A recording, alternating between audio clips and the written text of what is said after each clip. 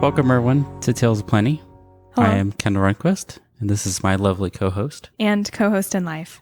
And in life. Logan in the Runquist. podcast and in life. Logan Runquist. That's me. This is a podcast where newly married couple just share stories with each other based on a theme every episode. Before we get into that, though, we did want to kind of bring one thing up. This is going to be our last episode for a little while. For now.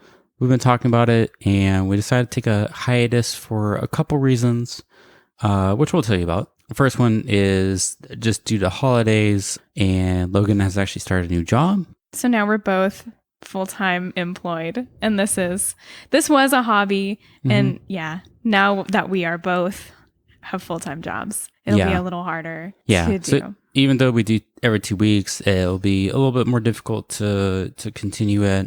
The other reason, to be totally honest, is because we just kind of want to take a step back and maybe evaluate, because we haven't had as much traction as we were hoping to. Even though this being a hobby, we were hoping to kind of grow it, but we don't get a lot of viewers. We don't advertise on here, so we're not making money off of it. So it's kind of hard to justify the cost more and more when our listenership is also going down. Mm-hmm. So we just decided, let's kind of go on hiatus. Let's kind of reevaluate where the podcast is. If we want to keep doing it, maybe do some more research into growing it, things like that. Or narrowing our scope. Yeah, narrowing our scope. Maybe releasing a totally new podcast with a new idea. Because y'all know we're random. And that has been the theme of all of this, is just like, we can't really pick, so we're going to do everything, which is maybe part of the problem. Yeah. Which has bof fun. We do enjoy this. Like it's a really fun thing to do together. It's been so fun. Yeah, but we just kind of want to just kind of take a step back and evaluate the situation and the podcast and see what our future steps are, if anything, with it. So to everyone who's listening to all our episodes, we really appreciate your love and support. Thanks for sticking with us this is episode 9 now. Yeah, so thanks for sticking with us. I know I made a quip about 7 episodes is the average, so at least we beat the average. We totally did. So I feel pretty good about that. Yeah. So not saying we're totally done yet. We don't want to say that. No. But we do want to let everyone know that we're going to at least take a hiatus and reevaluate, and maybe we'll come back with the same thing, maybe something new, and we'll definitely try to throw that out as soon as we've decided that. Yeah. Either way, I'll be letting everyone know.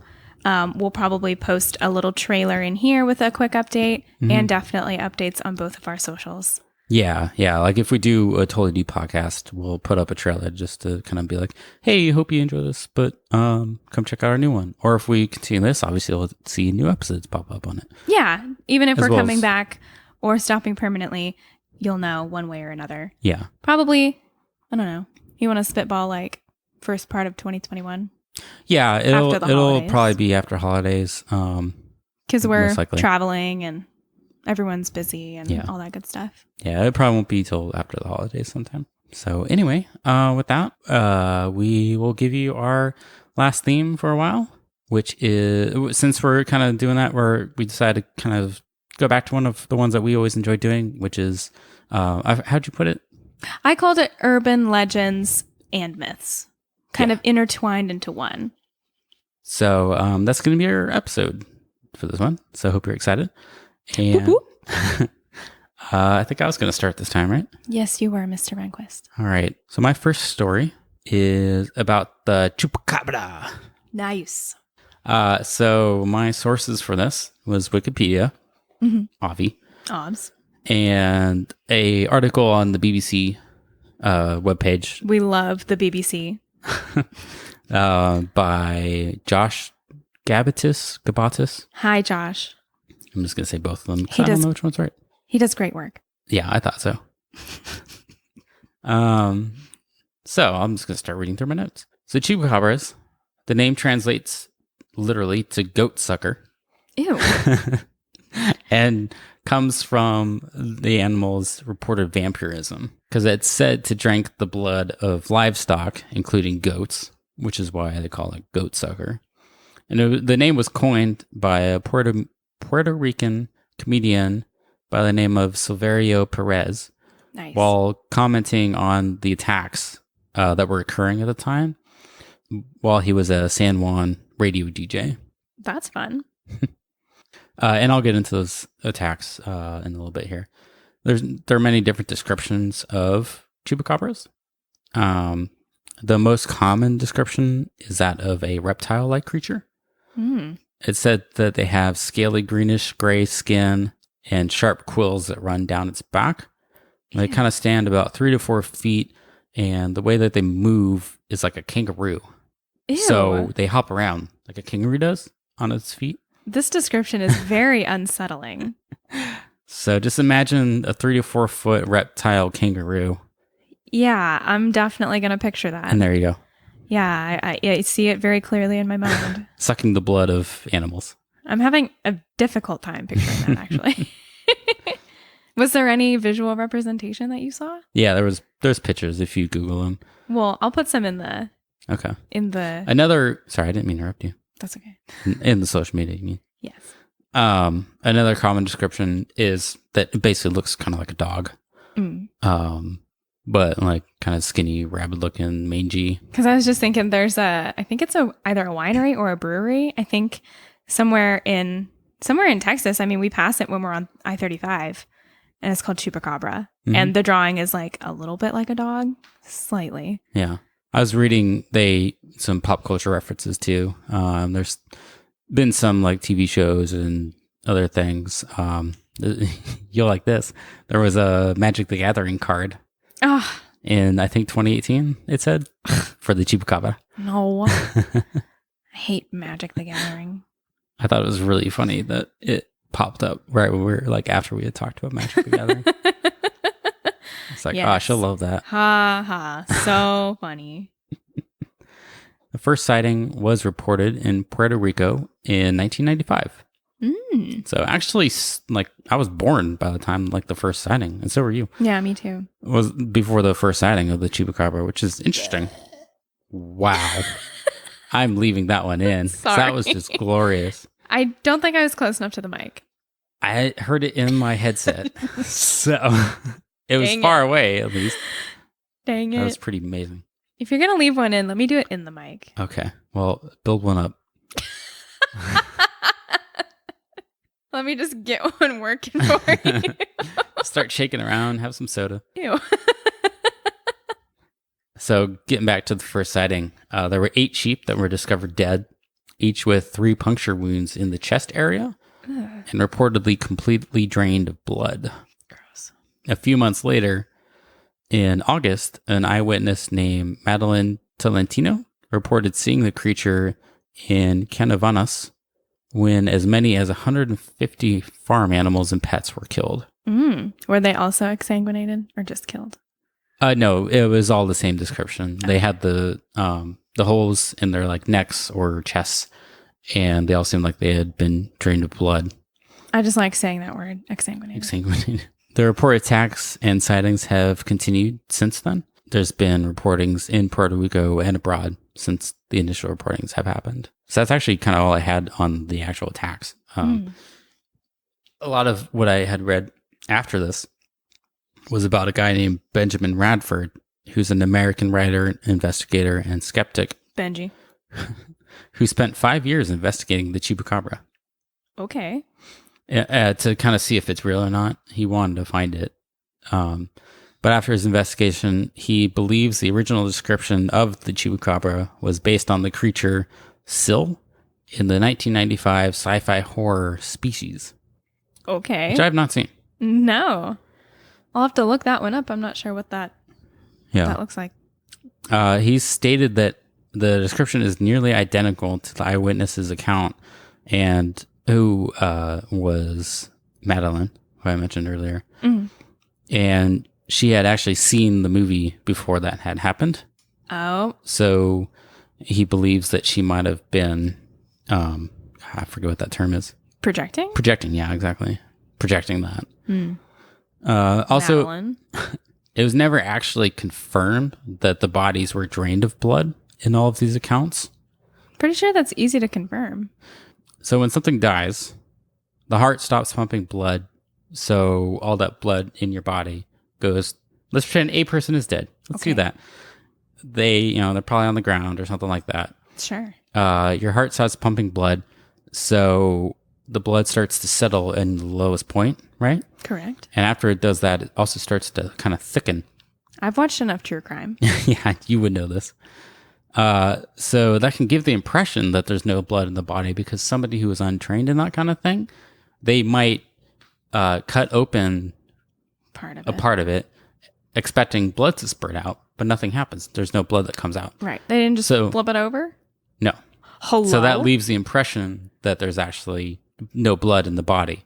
Who was this medical examiner? It wasn't. It was never done by like actual veterinarians. This was all just like farm hands and ranchers and things like that. So there was never like a vet that investigated it. I guess in the initial accounts, at least. Wait, does an investigative veterinarian, does that exist? I don't know. Do they, wait. Do they solve animal crimes? Wait, new podcast. We're going to solve animal crimes. We need to get a vet. Well, we just read about a cat that steals stuff. The klepto cat. We just read about a cat. His name was Dusty. Dusty the klepto cat. The klepto cat, and he likes to steal things. I guess that one's already been solved, though. They know he's the culprit. Yeah, they're well aware that he's the culprit. Wow. So in 2010, a biologist named Barry O'Connor concluded that the reports were all coyotes or wild dogs infected with a mite that causes scabies, which causes them to lose a lot of their hair and get kind of patchy looking. Ugh. So they look unusual. The presence of the holes are also consistent with how a coyote or dog would attack their prey. What's significant about the 3 dots? Multiple teeth? Yeah, it's a dog bite. Why only 3 teeth? Why not like a bite impression? Because I think it's like, I don't know. Because they've like dug in. Maybe they're missing a tooth or something like that. I don't know. So I think some of them had 3, some of them had more than that, like 4 or something like that. Oh, I guess depending on the animal, which teeth are like bigger. Yeah. Or protrude or something. Yeah. Because I was going to say in like crime scene investigation, you can do like bite mark impressions, and you can take dental records and compare those to actual bite marks on skin, post-mortem or not. So yeah, but like with a human bite, it's many teeth because we have lots of teeth that are all equal. Yeah, but they would have to find that wild dog or coyote and catch it, and good luck to be able to confirm that was the actual one, because there's lots of them. Like 150 there, it was multiple coyotes and dogs. It wasn't one coyote that killed 150. Got it. So some people disagree with this statement that it's a dog attack because the prey was not eaten. But according to experts, this isn't unusual if the dog was injured or had difficulty killing the prey, or inexperienced in hunting prey. Or maybe he just wasn't hungry anymore. Yeah. Maybe he wasn't hungry. Then they'll just end up leaving the body there instead of actually consuming it. So that's kind of it that I had for Chupacabra. That was really interesting. Yeah, they're still around. Lots of people have been trying to debunk it, but you still hear about it in myth and legends and stuff. Yeah. I remember when I was a kid, I went over to my friend's house, and they lived kind of it was in a suburb, but they backed up to a lot of land, a lot of undeveloped land. And this land developer was fixing to build this new neighborhood back there. And so we went back there, I think for like a science project. We needed to fly a kite for geometry. Go fly a kite. Don't ask me why. There was geometry involved it was stupid. Don't ask. Let me just say we were back there. You have to make it a diamond, right? That takes geometry. Yeah. And then for whatever reason, we would fail the test if the kite didn't fly, which I'm not entirely sure if my math skills would impede my construction skills of a kite. It could be I just used a terrible whatever. Couldn't you just so stupid. Google like a diagram of it, cut it out, and like, look, it's flying? No, we had to film it. We had to get it on film and submit it to our teacher. That you were flying it, right? Yeah, we were flying it. Yeah, I meant the beforehand part. Instead of the math, couldn't you have just like Googled? Because Google was a thing then. Yeah, I'm not that old. Yeah, I know. Yeah. I can't remember if we Googled it or not. I think we ended up trying to do it on paper, and then we probably just Googled it. And anyway, we made this kite. out of a trash bag and some sticks and some other crap. And anyway, so all that to say, we took this kite out in this neighborhood that was being built up to try to film us flying this kite. And there was this forest that was kind of nearby because they were working on kind of tearing that down and developing that area. And we heard a lot of like, ow, like wolf howls and stuff. And my friend was like, do you think those are wolves? And her sister was like, I hope those aren't wolves. We're out here like all by ourselves. And my other friend was like, maybe it was the Chupacabra. And we were all like young in high school. So I don't know, 14. And so we all got scared poopless. So we hurried up and we ended up filming it in her backyard, and we had to jerry rig it where I would throw the kite and run a little bit, and then she'd videotape it to make it look like it was flying. Nice. I think we did pass. Like, what if there's no wind that day too? There wasn't. That was the problem. That has nothing to do with your math being off. Exactly. And also, did I say we constructed it out of sticks and garbage bags? We did. Because that's like, anyway, the assignment was stupid. That class was stupid. My teacher was stupid. And guess what? I don't use geometry to this day. End of story. What's your story? My first story, we're going big, is the Yeti. Oh, yeah. I was yawning. Ew. Oh, yeah. My Your dad just got so excited. So happy. This is for you.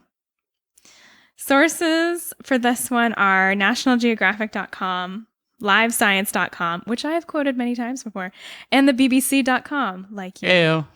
All right, let's get into it.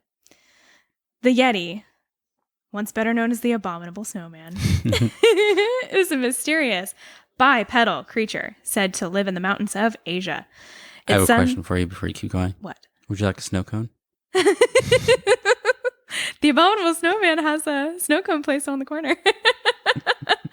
Anybody Halloween Town fans? Oh, I was actually quoting Monsters Inc. Oh, Monsters Inc. Well, Yeah. they did the same thing. Oh, no, sorry. In Halloween Town, they have the Abominable Snowman's ice cream parlor. Nice. In Halloween Town. But yes, the Abominable Snowman has a snow cone shop in Monsters Inc. So it supposedly lives in the mountains of Asia. It sometimes leaves tracks in the snow, but it's also said to dwell in the Himalayan snow line. It's said to be muscular, covered with dark grayish or reddish brown hair, but in other accounts I've seen it has white hair to kind of blend in with the snow. So that was kind of interesting. It's supposed to weigh between 200 and 400 pounds and averages about 6 feet tall, which is actually shorter than the North American Bigfoot. Yeah, I was going to say, I would taller. have thought he'd be taller than that. No, supposedly not. He's a little chunky. I guess. We're just like crazy buff. I think it's all muscle, supposedly. Bro works out. I mean, if you're walking in all that snow all the time, your legs would be very muscular. He doesn't skip leg day. No. So the Yeti is a character in ancient legends and folklore of the Himalayan peoples. In most of the tales, the Yeti is a figure of danger. Shiva Dakal collected 12 traditional stories in his book, Folk Tales of Sherpa and Yeti. In the stories, the animal of the Yeti is always a figure of danger. In one of them specifically, the Yeti grows taller and bigger as the sun rises, and the human that sees him loses consciousness and energy. It's kind of signifying that like the Yeti was absorbing the energy from the sun, and maybe, he became so powerful that the human that saw it like passed out. Okay.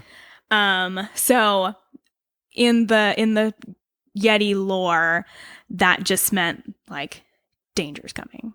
Yeah.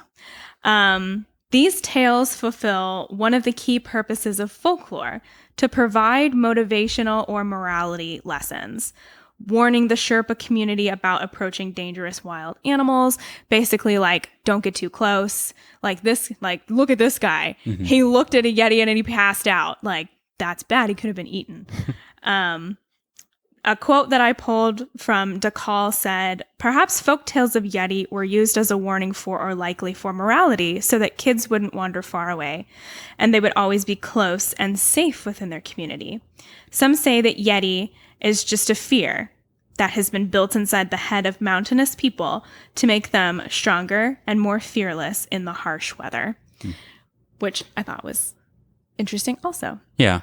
And that makes sense. Like, you wouldn't want your kid just wandering around in that kind of environment. No. And, sometimes, as we've seen with myths, the ancient peoples had a hard time putting into words exactly what they were experiencing just because they didn't have the knowledge to really understand what they were going through. And so this was another way to process that fear, like the fear of maybe not going into the snow at night or into the forest at night. And that was personified with this Yeti creature. But there are many, many people and many cultures that believe they have seen a Yeti and that he still exists today. Let me tell you about some of the explorations that have been done in search for him. I'm assuming it's a him. Many things call it a him, so we're going to go with that. We're not entirely sure of gender here. Okay. But in 1921, the explorer Charles Howard Bury led a British expedition to Mount Everest. He spotted some large footprints and told the travelers he was with that they belonged to Meto Kangmai. This translates to man-bear snowman. When the expedition returned, a journalist interviewed some of the members of the party. Unfortunately, this reporter was not the most accurate of translator because he mistranslated meto, which was supposed to mean man, as filthy. So he decided that abominable was another word, and that was actually better than filthy. So that kind of birthed the Abominable Snowman name. In 1951, a British explorer named Eric Shipton went looking for an alternative route up Mount Everest. He found a footprint that appeared to be human-like. He took a picture of it, and this particular picture is what Yeti enthusiasts really sort of cling to. And even though I've seen things try to debunk this, that when there's a certain kind of bear, I believe it's a brown bear, that can stand on two legs, they sometimes have to take a step in one direction, and then they can pivot like a human. Oh, okay. And that makes the footprint look a little bit bigger. And so that could be why it's a really big footprint and kind of odd. So some people have said, it's just a bear, whatever. Not everybody who has seen this photo will say that, but there are some diehards out there. So it's really funny. In this article, there's a guy named Daniel Taylor, and he wrote a book, Yeti, The Ecology of a Mystery. And this guy is a Yeti enthusiast. And so this particular photo is of a footprint and an axe laid for size reference. This footprint had to be gigantic. He had a full-size pickaxe laying next to it. And that photo was taken on the Menlung Glacier in the west of Mount Everest on the Nepal-Tibet border. Other footprints have been found, some bones that they can't attribute to a particular animal. A scalp had been more recently found, but they think that was just of another animal. And even DNA testing has gotten involved in the search for the Yeti, but not much has been concluded except for the relation to bears. They can't pinpoint a specific bear kind, just that it might be related to a bear. And as I said, brown bears can stand on two legs. Yeah. I'm not entirely sure why they do that. Maybe they're just chilling. Who knows? Trying to reach something, maybe? Maybe. But this kind of freaked me out. I was Googling and I found this. And according to the monks at the Pangbosh Monastery, many years ago, a monk walked into a cave to meditate. There, he saw a Yeti. Many years later, he came back and the Yeti was dead. He collected the hand and scalp and took it back to the monastery where it remained until it was discovered in the modern age. So there is like a hand, bone, and a scalp just chilling. And it still exists. I can't remember. It's really there. I'd have to look where it's housed now. I believe it's in a museum. I just don't remember where. But Yeti enthusiasts swear this is what they found.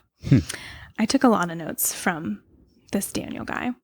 But he was interesting. So he was an explorer, as I said, and he had stumbled onto like an unprotected area near Mount Everest. On the Tibet side, the Chinese were making a road into the valley, and on the other side, they were cutting timber, and it's a really beautiful area, and he called it one of the world's 3 or 4 most majestic places on the planet. And he said that he needed to do something to protect it. He wasn't really an environmental activist, but he felt like this place was just so pristine, kind of untouched by both sides, that he needed to protect it. So he created the Makalu Barun National Park. And he worked with the local community to create a Yeti trail, which now touts treks, trips, and itineraries for Nepal. So if you're looking to go on a Yeti tour, you can go to Nepal, and this guy has literally created like a wildlife preserve. I don't know if he says like, quote unquote, you'll see a Yeti or whatever. But anyway. Guess we have a gift idea for your dad now. Yeah, right?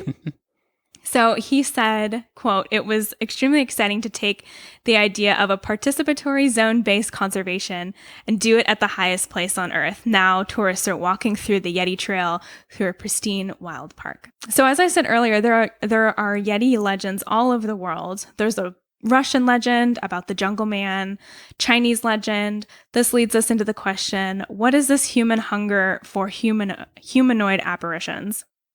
And this guy said he's convinced that it evolved out of the Victorian age, where people were circling the world looking for the missing link. Like, how are we all connected? The Victorian era was all about spiritualism and how do we all fit? And everybody had an existential crisis in the Victorian era.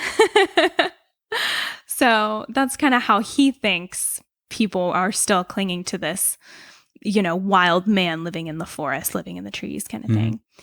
The lack of hard evidence, despite decades of searches, doesn't deter true believers. The fact that these mysterious creatures haven't been found is not taken as evidence that they don't exist, but instead how rare, reclusive, and elusive they are. Like Bigfoot, a single body would indeed prove that a Yeti exists, though no amount of evidence can prove they don't exist. So that probably doesn't mean the end of the searches. And there was a quote in this article, "The fact that there's never been any evidence hasn't stopped people from searching. As long as we enjoy legends and fairy tales, we won't forget the Yeti." I think part of it might be also the people just always love believing that there's some sort of magic or fantasy out there in the world or something like that, Yeah. That it's not just normal, I guess. I don't know, for lack of a better term. Yeah. I think a lot of people like to kind of believe in those kind of things because it makes your life and your world kind of more interesting. Yeah. I mean, we know more about outer space than we do about the depths of our oceans. Yeah. So in saying that, who's to say there aren't giant wild men living up in the mountains of the Himalayas? Like, who's to say? We don't know. I mean, that's such a high altitude that it's hard for humans to even get up there. Few people have climbed out Mount Everest and lived to tell the tale. Mm-hmm. So how would we know if one lives or doesn't live up there? Who knows? I'm not saying I'm a true believer or not. I'm just saying we don't know. Yeah. Well, that was interesting. Thank you. Thank you for sharing. So my second story is the Mothman. Nice. Local one. Back to West Virginia for you, babe. Nice. Shout it out to WV. My source was, of course, Wikipedia. Mm-hmm.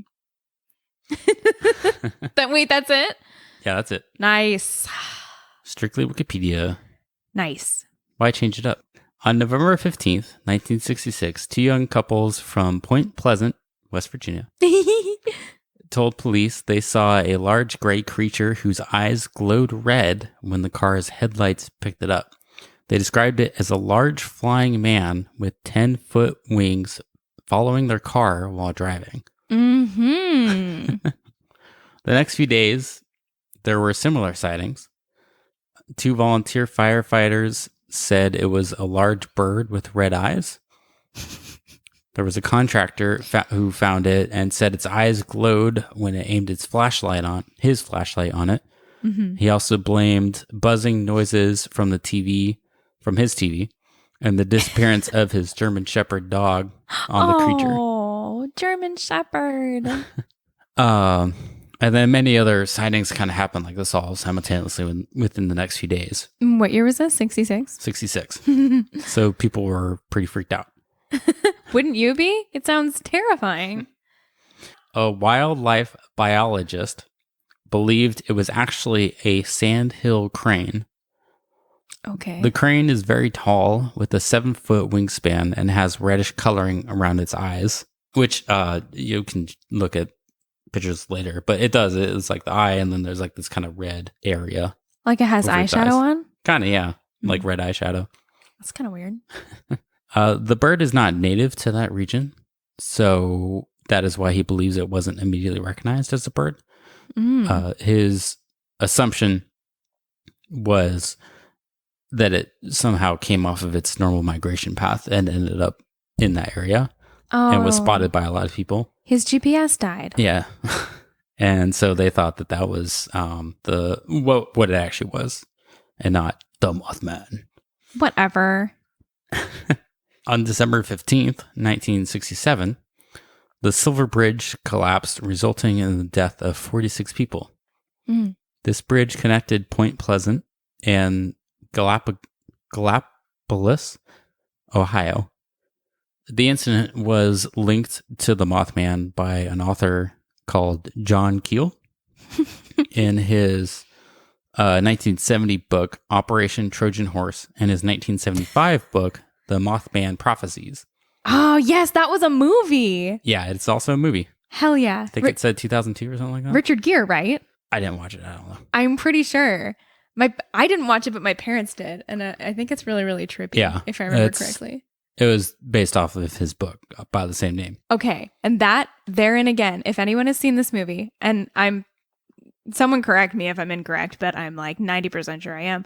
That is another instance of where creepy fast whispering is absolutely nightmare inducing. And also I believe my parents said that movie was like a trip on LSD, a bad trip, and fast whispering. Both are bad. Don't do either. So his 2 books kind of gave rise to the legend of the Mothman. He linked it to the bridge, and those books kind of went out, and it became less of kind of a local legend and more of like a nationally recognized legend of the Mothman, and started to become part of West Virginia folklore. Mothman has been widely covered in popular press, some claiming sightings with UFOs, and others claiming that a military storage site was the Mothman's home. Nice. Folklorist Jan Harold Bernvad,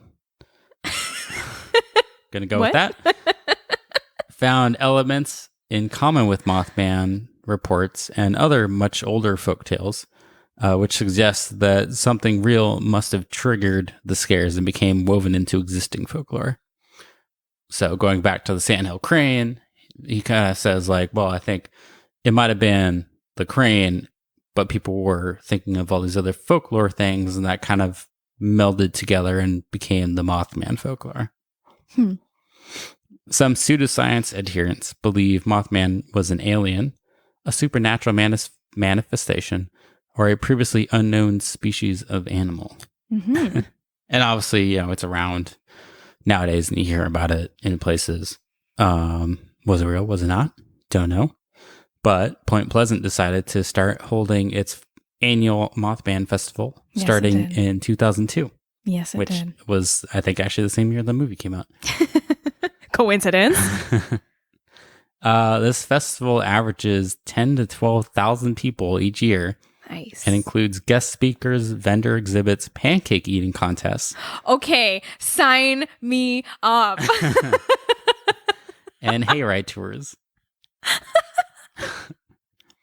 And, we live in 2020 and not actually pandemic related, but there's been all that stuff about people trying to tear down all of the Confederate statues in all the different states, which this was interesting. North Carolina, I forgot how many, but they have many Confederate statues despite having actually fought for the Union, which is kind of interesting. That is interesting. Yeah. And in June 2020, a petition was started to replace all the Confederate statues with statues of Mothman. And Point Pleasant actually has a statue of Mothman. Yes, they do. And you can watch their 24-hour live stream on their Mothcam of the statue. That's horrifying. And I clicked on it, and right when I did, it was a woman and a couple other guys. The woman was on the statue getting her picture taken with the other two guys. Nice. And I thought that was a little creepy because I scrolled down and there was 3 other viewers. So me and 3 other people were just creepily watching these other people hanging out by the Mothman statue. So everybody... And I stayed on that for longer than I care to admit. Well, public service announcement that there's a camera there. So anybody that goes, don't do anything weird. Do any public indecency, any kind of weird PDA, because... They'll see it. Kendall was watching. And yeah, I'm watching. Also, I'll post a picture of the statue, of course. Yeah, you've seen it before? I have seen it. Yeah. And it's creepy. Terrifying. Terrifying. And so that was just a little bit about Mothman for you. That was great. And I think I mentioned this to you earlier, but if anybody enjoys a little bit of off-color comedy with lots of explicit words and we want to hear a little bit more about Mothman, My Favorite Murder does a hilarious Mothman episode, and MFM Animated actually kind of animated a little bit of that episode for them. It's a guy who puts really cute animations to their videos, and he did a little drawing of a Mothman. So if you want to see another interpretation, MFM Animated stands for My Favorite Murder Animated, did a cute little drawing of a Mothman. He has one feather flipping people off. Has these long wings and 2 feathers straight up. Nice. So anyway, just a plug. Well, that's my little story about Mothman. It's great, babe. So what's your last one? Well, first I want to know, did the statue scare you? It was weird looking because it has like these, it's all silver and it has these bright like red eyes. It's very odd looking. Did they put lights behind it or no? I can't remember if there was lights behind it, honestly. I might be thinking of the Denver horse statue. Oh yeah, that thing's freaky too. Yeah, y'all know that we might have to do this. We saw that at night. That thing's terrifying at night. Yeah, if we continue, if we do another episode, we might have to talk about the Denver Bronco that's out front of the Denver airport. It's supposedly haunted and it has glowing red eyes. It's a blue horse with red eyes and nobody's really sure why. It just exists. And you actually you knew somebody that knew the guy that made that too. Yeah, one of my professors, he knew the sculptor personally.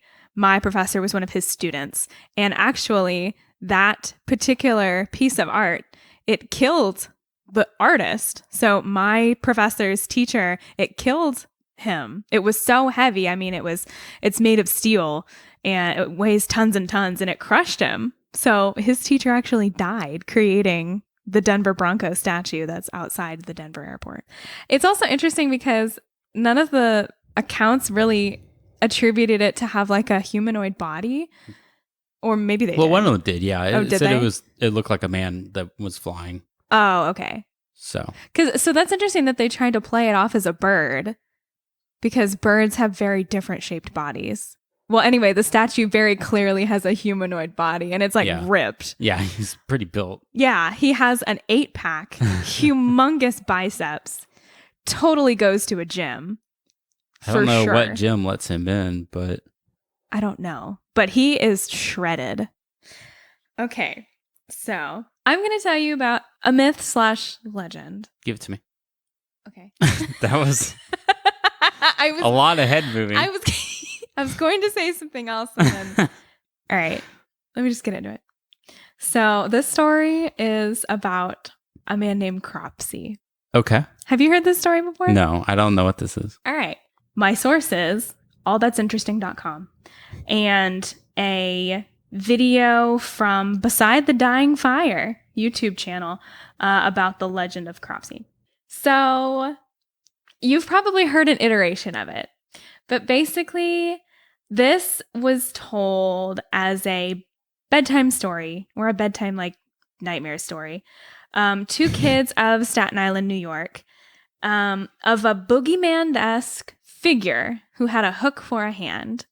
The shape would drag children away from the safety of their homes, by the hook that he had as a hand, and carry them to an abandoned mental hospital in Staten Island. Okay.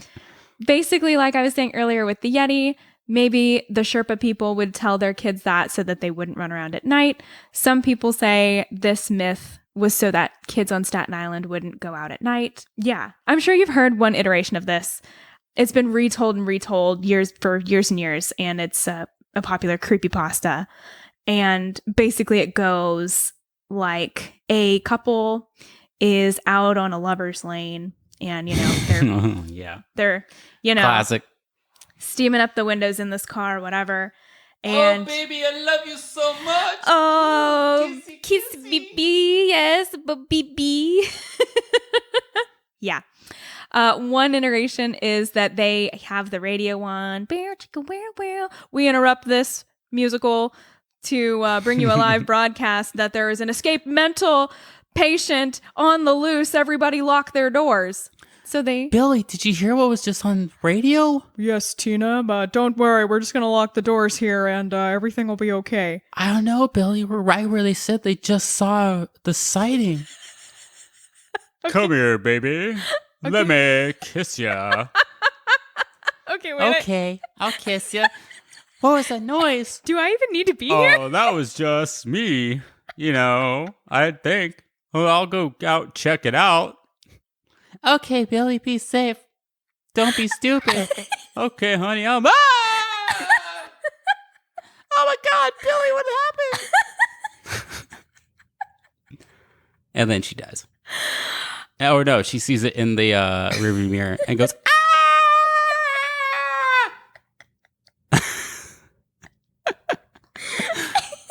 I'm done. That was the most amazing thing I've ever seen. First of all, I love we swapped genders for the voices first. And then I just took it over. Thanks for taking that over.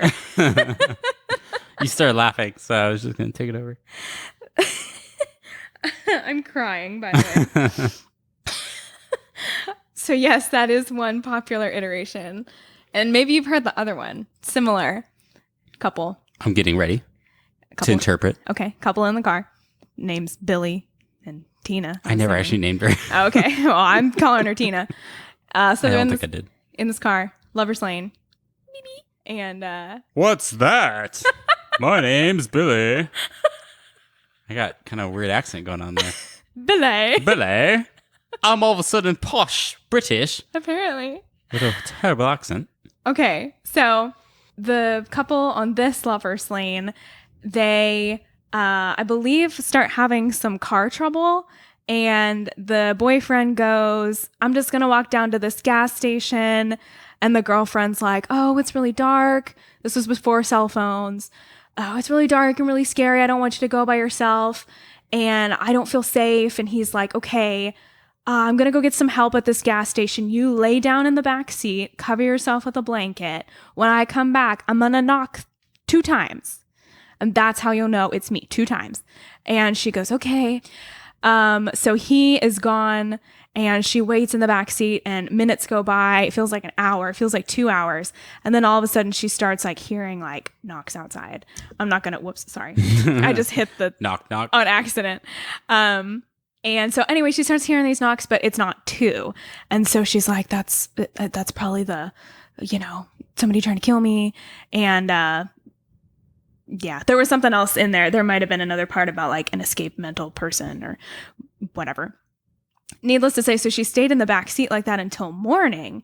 And she hears these sirens and then starts hearing someone kind of bang on the door and say, like, police, open up, police, open up. And she is like, where's my boyfriend? And the cop goes, oh, you are not safe. We need to get you in my car immediately. Don't turn around. Whatever you do, don't turn around. So he gets her out of the car, kind of whisks her away to his car, his squad car, and she is, worried about her boyfriend, so she turns around anyway, and she sees that he's been strung up by the neck in a tree, and it was his feet that were hitting the car, making the sound that she thought was a knock, and he had a hook embedded in his body somewhere. So those were both very popular myths floating around, and that's kind of the name kind of came up as Cropsey to this legend. But what's crazy is this actually is a real story. Oh, this is real. Creepy. Not either of those two things, but the entity is real. It's real. So I'm gonna go a little true crime here. Okay. I've been wanting to do a true crime episode, and here I am. If you don't like it, feel free to turn me off. But this man was known as the Staten Island Pied Piper. Born March 11th, 1944 in Manhattan, New York, Andre Rand was born as Frank Russian, but his murderous lifestyle left him immortalized as Cropsey. For whatever reason, he changed his name from Frank Russian to Andre Rand. So henceforth, we don't know why he did that, but from now on, I will be referring to him as Rand. But he is considered to be the most notorious criminal Staten Island has ever known. This designation is largely due to the horrid nature of his criminality, that he killed innocent children. There isn't much known about his early life, and if any of y'all are avid true crime listeners, that's a really important part of the story. Where did the killer come from? What background did they have? And unfortunately, with Rand, we don't really know. But we do know that he had a sister, and when he was 14, his father died March 27th, 1958. And for one reason or another, it's been speculated that his mother maybe couldn't deal with the father's passing. She was institutionalized at Pilgrim Psychiatric Center in Brentwood, New York. They would visit her as teenagers. So that has led people to speculate, like maybe seeing his mother in this institution, that might have done a little something. Maybe he didn't process the grief of his father's passing very well. This was in the late 50s, so we know mental health care wasn't great back then, so we're not entirely sure what happened, but something snapped. Rand worked as a custodian at the Staten Island Willowbrook State School in the 60s. This was an institution for children with disabilities, and it was operational and smoothly run, or so it seemed, until officials came in and observed some questionable conditions and unorthodox medical practices. These were children with disabilities, so they could have seen them as easy targets for, experimentation or who knows what. Needless to say, it was closed for bad ethical things. Yeah. When it closed, Rand then had to find another job. And unfortunately, that meant he had more time on his hands to think about scary, bad, dark things. So between the school's closing and the early 70s, several young girls in the Staten Island area went missing. The first girl was 5-year-old Alice Pereira. I think it's Pereira, just kidding. The event took place on July 10th, 1972. The toddler seemed to vanish into thin air while playing out in her neighborhood. By this point, Rand has actually already served 10 months in prison for the abduction of several children. So he's just a very, very horrifying guy. And another abduction happens in on July 15th, 1981, 7-year-old Holly Ann Hughes goes missing. Her parents filed a missing person. I cannot talk. Missing poison? A missing person. I'm from New York. Staten Island. I'm from Staten Island. Where's my uncle? He's from Long Island. We should Get him to say anything in New York. Yeah. Park the car in Harvard Yard. That's the only one I know. So Holly Ann Hughes went missing. Her parents filed a missing persons report, while several witnesses claimed to have seen the girl with Rand shortly before her disappearance. Unfortunately, no actual evidence led to an arrest. They couldn't find anything. They couldn't arrest him. They couldn't pin it on him. Same thing with the 5-year-old that I just mentioned earlier. Didn't know evidence. Couldn't find her. Didn't pin it on him. But 2 years later, Rand became a primary suspect when 11-year-old Tia Heese Jackson disappeared. In 1984, 21-year-old Hank Gafforio. He just keeps going older and older. I know. So that's the kind of bananas thing is he normally a lot of serial killers, child abductors, child rapists, they have a particular type and they stick very closely to age, sex, gender, eye color, hair color, whatever. But he kind of tends to deviate in age and sex. So could be just a crime of opportunity. Anyway, we're not entirely sure. But so these unnerving incidents left a town in terror, all the more because nobody was apprehended and no one was kind of pointed out as the cause of these events. So they can't catch anybody. But 3 years later, the police catch a break. Jennifer Schweiger, she's a 12-year-old girl born with Down syndrome, was reported missing on July 9th, 1987. They looked for her for 35 days, and she was very unfortunately found dead in a shallow grave on the former property of Willowbrook State School, which is where he used to work. And so Rand had already been arrested in connection with Schweiger's, I think I'm pronouncing that right, Schweiger's kidnapping before the girl's body was discovered. He had been caught lying to reporters, claiming that he had never met the girl, which contradicted numerous witness statements. Then he changed his entire story once his defense lawyer heard about the individual accounts. When Schweiger's body was found, Rand was charged with kidnapping and also charged for her murder. While the jury couldn't come to a verdict on the murder charge, there was too much reasonable doubt, not enough evidence for them. So they couldn't get him on a murder charge, but they did convict him of first-degree kidnapping. And this was in 1988. He was given an additional 25 years to life sentence on top of the one he was already serving. So all in all, the Staten Island boogeyman sits behind Mars, the planet. What? Behind bars. Oh. I was going to say behind Mars. They sent him to space. Just kidding. He sits behind bars to this day for the kidnappings of Holly Ann Hughes and Jennifer Schweiger.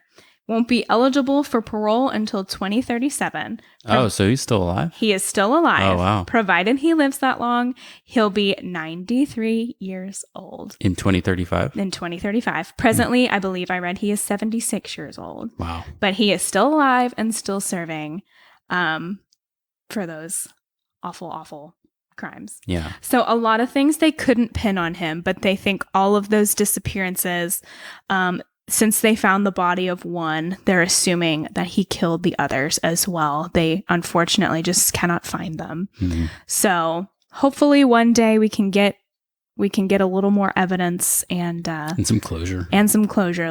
Let's find those kids.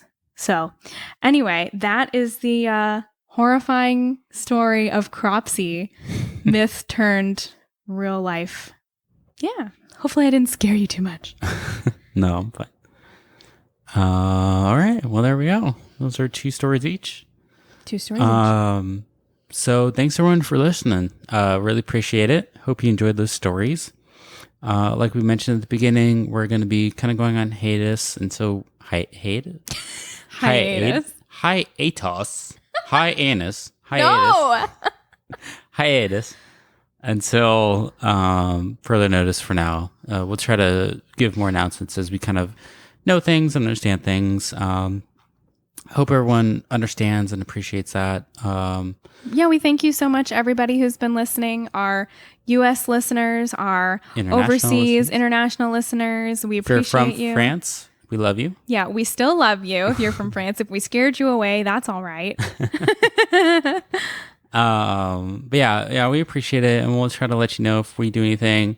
If we continue with this podcast, if we end up doing a new podcast with a totally different idea, we're just going to decide to take this kind of holiday time to take a break and kind of decide what we want to do, whether that's continue podcasting or not, and we'll see. Yeah. So thanks, everyone. Again, we really, really appreciate all your love and support. Yeah, thanks for letting us do this. This was a really random hobby, but we really wanted to start it during quarantine. Yeah. And it's been really fun. It's been nice to a lot of our friends. I'm going to do a shout out to all our friends that have been listening. Hi, friends. Hi, family. Because it's been really fun to get to hear from them about what they've liked about our podcast so far. So we're sorry we're kind of stopping it for now. Just for now. Yeah. But especially during this time, like some of them have said that they appreciate how it's been kind of a way that they could still hear from us in kind of a weird way and connect, which I thought was really sweet. I really appreciate that. That was kind of cool. For sure. That was a nice unexpected outcome to this. Yeah. We didn't go and start this even thinking about that. But some of our friends, especially ones that don't kind of live in this area anymore, have told us that. So it was really cool. So that's why we don't want to say that we're done yet. We just want to kind of take a step back and kind of evaluate before we decide what we want to do next. Yeah. So stay tuned, everyone. It might be a couple months or so, but just stay tuned. Yeah. So anyway, ready for the Wikipedia roulette? Oh, yes. Give it to me. All right. I did, in fact, look this one up because I wanted it to be a good one. He wanted to find a very special Wikipedia roulette. So this one is Buffalo, Buffalo, Buffalo, Buffalo, Buffalo, Buffalo, Buffalo, Buffalo. How many buffaloes is that? 8. Buffalo, Buffalo, Buffalo, Buffalo, Buffalo, Buffalo, Buffalo, Buffalo is a grammatically correct sentence in American English. No, it's not. Get out of here. Often presented as an example of how homonyms and homophones can be used to create complicated linguistic constructs through lexical ambiguity. Boy. Obviously, I know what all those words mean. Boy, no, oh boy. I don't. I love a good homophone. Homophone? A homophone and a homonym. But also I love a good homily. It has been discussed in literature in various forms since 1967 when it appeared in Dmitry Borgman's Beyond Language Adventures in Word and Thought. So apparently the sentence employs 3 distinct meanings of the word buffalo. As a proper noun to refer to a specific place named Buffalo, the city of Buffalo, New York. Being the most notable. As a verb, to buffalo means to bully, harass, intimidate, or to baffle. Buffalo is not a verb. Apparently it is. I'm gonna buffalo you. And as a noun to refer to the animal bison. So what they're saying, let me see if I get this straight.